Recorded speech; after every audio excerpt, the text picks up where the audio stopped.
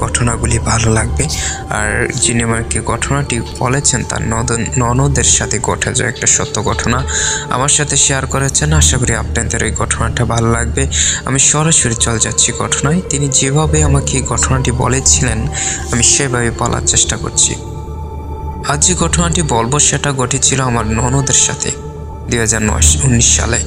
আমার ননদের কাছে আমি শুনে যথাসম্ভব ঘটনাটি বলার চেষ্টা করছি। একদিন দুপুরে আমার ননদ চুমকি আমায় ফোন করে বলে আমায় জিজ্ঞাসা করে যে আমার কাছে সময় আছে কিনা, কারণ যেটা বলবে সেটা অনেক সময় সাপেক্ষ। যাই হোক, আমি শুনতে চাইলাম কি হয়েছে। প্রসঙ্গে বলে রাখি, যখন চুমকি আমার সাথে কথা বলছিল ওর গলায় আওয়াজ শুনে মনে হচ্ছিল কোনো কারণে খুব ভয় পেয়ে আছে। চুমকি বলল, 2 দিন আগে রাতে আমার ননদের জামাই মানে বর দীপদা নাকি রাতে বিরিয়ানি আনতে গিয়েছিলেন, কারণ আমার ননদের মেয়ে নাকি খুব বায়না ধরেছিলেন বিরিয়ানি খাবে বলে। ওদের বাড়ি জগন্নাথপুরে বটতলা থেকে ভিতরে 10 মিনিটের হাঁটা পথ। তাই কাছে পিঠে কোনো বিরিয়ানির দোকান না থাকায় সাইকেল নিয়ে দীপদা প্রায় 62-আটির কাছাকাছি আসেন। বিরিয়ানির কিনে ফেরার সময় রাস্তায় একজন বন্ধুর সাথে দেখা হয়। সেখানে কিছুক্ষণ দাঁড়িয়ে গল্প করে। এদিকে রাত হয়ে গেছে আর মেয়ের খিদে পেয়েছে বলে চুমকি ফোন করতে দীপদার হুঁশ ফিরে তাড়াতাড়ি বাড়ির দিকে আসতে থাকে। দীপদা দেরি হয়ে গেছে দেখি শর্টকাট নেবে বলে দীপদা একটা অন্ধকার গলি দিয়ে সাইকেল চালিয়ে আসে। আর তখনই দীপদা তার মনে হয় হঠাৎই যেন সাইকেলের পিছনের কেরিনটা ভারী হয়ে গেছে। এমনিতে গলিটা ভালো না, রাতে সচরাচর ওই গলি দিয়ে কেউ যায় না। অনেকে নাকি ওখানে অশরীরীয় উপস্থিতি টের পেয়েছেন। সাইকেলের কেরিনটা ভারী হয়ে ওঠার দীপদার মনটা খচখচ করতে থাকে। যথারীতি তাড়াতাড়ি বাড়ি ফিরে আসে আর ওই গলির বিষয়ে চুমকি কিছু বলে না, কারণ হাজার অসুবিধার পরেও ওই গলি দিয়ে আসতে চুমকি বারণ করেছিলেন। ঘটনাটি পর্যন্ত হলে তো ঠিকই ছিল, কিন্তু তারপরে ওদের সাথে যা ঘটেছে কিছুই অস্বাভাবিক ঘটনা। ওই দিন রাতে আরও কিছু সমস্যা হয়নি। সমস্যাটি সূত্রপাত হয় পরের দিন দুপুরে। সবাইকে খাওয়া দাওয়া সেরে ঘুম শোয়ার জন্য সবাই প্রস্তুতি নিচ্ছিল। সেদিন ছিল শনিবার, তাই মেয়ে স্কুল ছুটি বলে আমার ননদের মেয়ে সুমা টিভি দেখছিল। দীপদার একটা ফোন আসে, তাই একটা দরকারে বাগুনআটি যেতে হয়। চুমকি ঘুমিয়েছিল, তাই একটু হালকা ডেকে দীপদা ওকে বাইরে দরজাটা বন্ধ করতে বলে আর ঘুমের ঘরেও হা বলে জপ দেয়। বেশ 10 মিনিট হবে। চুমকির মনে পড়ে দরজা বন্ধ করার কথা। ওঠে বিছানায় বসে জাস্ট খাট থেকে পাটা নামিয়েছে, ঠিক তখনই তার মনে হলো ওর পাশে কেউ একজন বসে আছে। ওরা আসলেই দেখতে পেয়েছিল কেউ বসে আছে। আসলে আমাদের পাশে যদি কেউ থাকে তাহলে আমরা তাদের দিকে না তাকিয়েও যেমন বুঝতে পারি, ঠিক সেই রকমভাবেই চুমকি বুঝতে পারে যে ওর পিছনে কেউ বসে আছে। তখন চুমকি এতটাই ভয় পেয়ে যায় যে চিৎকার করে সোনামাকে ডাকে আর ঘরের লাইটটা জ্বালাতে বলে। সোনামা দৌড়ে এসে লাইটটা জ্বালায় আর জিজ্ঞাসা করে যে মা কি হয়েছে, কিন্তু চুমকি ওকে কিছু জানায় না, কারণ বাচ্চা, তাই ওদের সব শুনে ভয় পেতে পারে। আশ্চর্য ব্যাপার, লাইট জ্বালাতে সব কিছু নর্মাল, অর্থাৎ কোনো কিছুই নাই। সেদিন সন্ধ্যার সময় সোনামা পড়তে গেছে আর দীপদা বাড়ির ফেরেনি। চুমকি রান্না করে রাতের খাবার বানাতে ব্যস্ত হয়ে এমন সময় হঠাৎ করে ওর কানের সামনে কেউ যেন ফিসফিস করে কিছু একটা বলে উঠল। চুমকি উঠে চমকে ওঠে। চুমকি পিছনে ফিরে তাকায়, কিন্তু কাউকে দেখতে পায় না। মনে ভুল ভেবে আবারও কাজে মন দেয়। ঠিক তখনই ওর নাকে একটা পচা গন্ধ আসে। গন্ধটা ভিতর ঘর থেকে আসছে। কেমন যেন কোনো জীবন্ত জীবজন্তু মরে গেছে, যেমন একটা পটকা গন্ধ বের হয়, ঠিক তেমনই গন্ধ। চুমকি মনে মনে ভাবলো, হয়তো কোনো ইঁদুর মরেছে বোধহয় খাটের তলায়, কারণ ওদের খাটের নিচে প্রচুর মালপত্র থাকে। ছোট ঘর বলে মুদিখানা, চাল ডাল, মানে সব কিছু খাটের তলায় রাখা হয়। তাই ভাবলো রান্না শেষ করে আগে খাটের তলা দেখবে, কারণ ওই দুর্গন্ধ ঘরে টেকা যাবে না। কাজ শেষ করে ঘরে ঢুকতেই যাবে, এমন সময় ও যা দেখে তা দেখে ওর বুকটা চিৎ করে ওঠে। ও দেখে যে টিভির ঠিক পাশে খাটের উপর একটা মেয়ে দুই হাঁটুতে মুখ গুজে বসে আছে। একটা ধূসর রঙের ফ্রক পরা, আর গায়ের চামড়া তার অসম্ভব ফ্যাকাশে। চুলগুলো সারা পিঠে ছড়িয়েছে। খানিকটা চুল এমনভাবে মুখের কাছে পড়েছে যে কিছুই তার মুখের কোনো অংশই দেখা যাচ্ছে না। এই দৃশ্যটা দেখে এতটাই ভয় পেয়ে যায় যে আড়ষ্ট হয়ে রান্নাঘরে বসে পড়ে। ভয়ে হাত পা ঠান্ডা হয়ে যায়। প্রসঙ্গত বলে রাখি, আমার ননদাই সবাই ভূত বিশ্বাস করে, কারণ এর আগেও কিছু এমন ঘটনা ঘটেছে তাদের সাথে যেসব বিষয়ে তারা আগে থেকে বিশ্বাস করত। তাই ওর আর বুঝতে অসুবিধা হয় না যে এটা কি হয়েছে। রান্নাঘরে বসে তাই চুমকি হনুমান চল্লিশা পাঠ করতে থাকে। হঠাৎ শেষ করতেই নিজেকে অনেকটা হালকা বোধ হয় চুমকির। এরপর সাহস করে ঘরের দিকে দেখে যে না, আর কিছুই নেই ওখানে। সোনামা আর দীপ তার বাড়ি ফিরলে সন্ধ্যার ঘটনাটি কাউকে কিছু জানায় না চুমকির, কারণ প্রথমত ওরা ভয় পেয়ে যাবে, আর দ্বিতীয়ত রাতে এসব ব্যাপারে আলোচনা করা মানে নেগেটিভ এনার্জিকে আমন্ত্রণ জানানো, সেটাও ভালোভাবে জানেন তারা। রাতে বিছানায় শুয়ে দীপ্তা আর সোনামা ঘুমিয়ে পড়লে চুমকির কিছুতেই ঘুম আসছে না। তাই ফোন নিয়ে গাড়তে থাকে। ঘরে রাতে একটা ডিম লাইট জ্বলে, তাই ঘরের ভিতরটা পরিষ্কার দেখা যাচ্ছে। ফোন দেখতে দেখতে চোখ লেগে আসে, তাই ফোনটা যে লক করে, আর তখনই চুমকি পরিষ্কার দেখতে পায় ওর মাথার কাছে কেউ দাঁড়িয়ে আছে, এবং এটা আর কেউ নয়, সন্ধ্যায় দেখা ওই মেয়েটি। ধরফর করে উঠে বসে বেড সুইচটা জ্বালায়। না, কিছুই নেই। মনের ভুল ভেবে লাইট অফ করে আবার শুয়ে পড়ে। খানিকক্ষণ বাদে আবার সেই পচা গন্ধ ওর নাকে আসতে থাকে। চুমকির ঘুম ভেঙে যায়, কিন্তু ও চোখ খুললে না।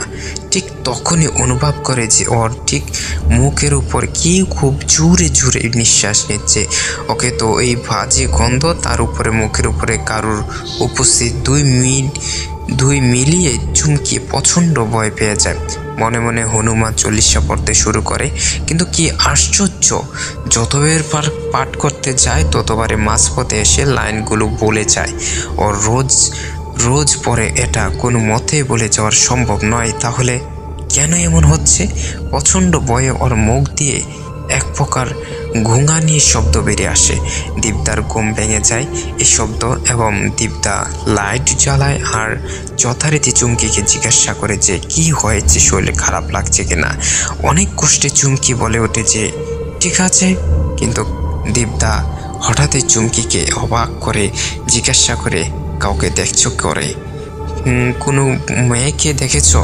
চুমকি তখন বুঝে যায় যে দীপদাও তার মানে কিছু দেখেছে, আর কথা বাড়ায় না।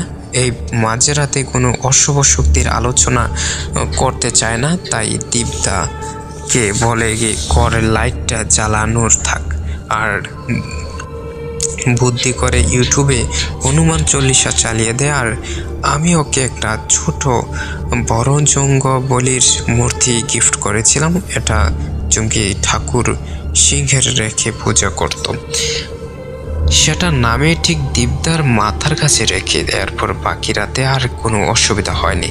পরের দিন সকালে সোনামা থাকার চুমকি আর দীপদা গত রাতের ঘটনাটি আলোচনা করতে পারে।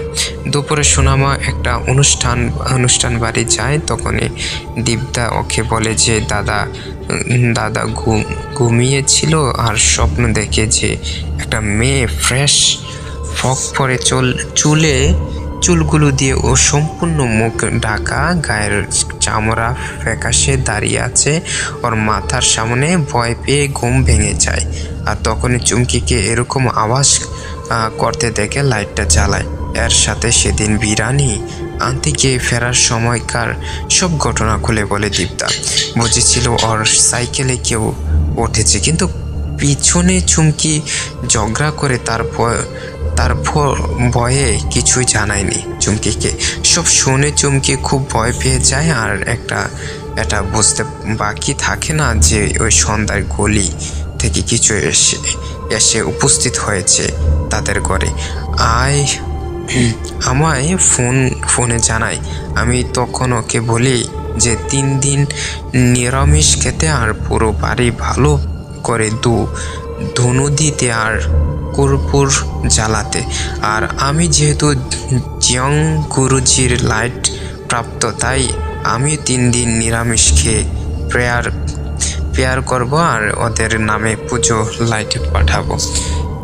এবার বলে রাখি, আমার স্বামীর সাথে একটি ভয়ানক ঘটনা বলছি। 2016 সালে অনেক ভয়ানক অভিজাত্যের সম্মুখীন আমরা তখন হয়েছিলাম। আর সেই সময় মন্দির মসজিদ সব ঘুরিয়েও আমি কোনো সমাধানে পাইনি। তখন আমার বোনের সহায়তায় আমি চাইনিজ গুরুজির দীক্ষা নেই আর কিছু নিয়ম মেনে চলি। তারপর আমার সমস্যার সমাধান পাই। সে ঘটনাটি আমি অন্য সময় লিখিব। তো চুমকিকে আমি বিশ্বাস দিই যে সব কিছু ঠিক হয়ে যাবে। যেদিন চুমকি আমায় ফোন সব জানায় ওর সাথে যেটা ঘটেছিল, সেদিন রাতে ওরা 3 জনে তাড়াতাড়ি ঘুমিয়ে পড়ে। ঘুম ভেঙে ওই বিটকেল পচা গন্ধে সেদিন ওরা ঘরের লাইটটা জ্বালিয়ে শুয়েছিল। ঘুম ভাঙতেই ওর বাথরুমে যাবার প্রয়োজন হলো। বাথরুম থেকে ফেরার সময় ঘরের দরজার সামনে আসতেই শুনতে পায় ওর কানের কাছে ফিসফিস করে কেউ যেন কিছু বলছে। পিছনে তাকিয়ে দেখে পুরো ঘর অন্ধকার, কেউ নেই সেখানে। রীতিমতো গায়ে কাঁটা দিয়ে ওঠে চুমকির। ঘরে এসে দেখে দীপ্তা জেগে বসে আছে। আর চুমকিকে দেখেই বলল, এই মেয়েটাকে দীপ্তা আবার টিভির সামনে দাঁড়িয়ে থাকতে দেখেছে।